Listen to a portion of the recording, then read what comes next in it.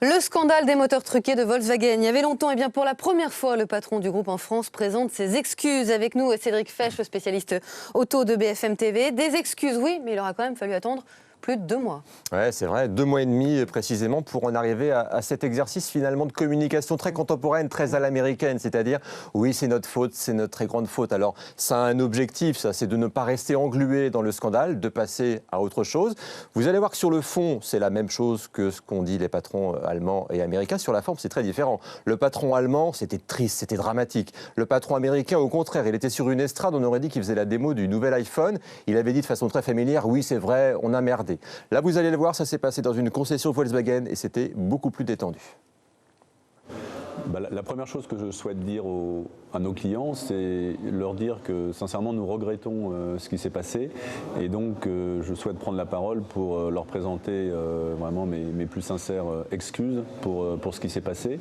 On va apprendre aussi beaucoup avec cette crise. On va, bien sûr, il faut qu'on soit complètement irréprochable vis-à-vis de nos clients. On va traiter la relation avec le client, mais je pense qu'à terme, le groupe sortira plus fort de cette crise.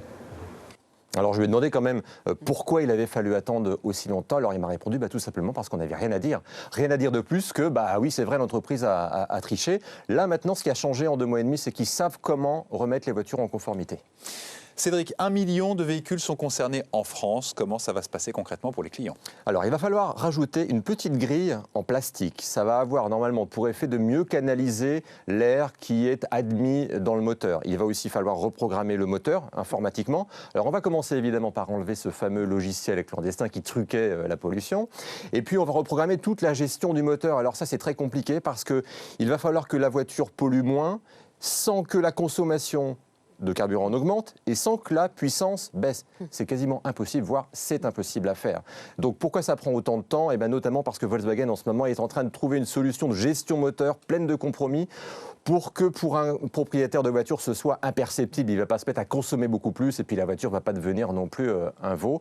Alors de façon très concrète, à partir de janvier-février, vous irez chez votre concessionnaire, ce sera gratuit évidemment, ça prendra une demi-heure à 1 heure de travail sur la voiture et si vous laissez votre voiture, pour la journée, on vous en prêtera une gratuitement.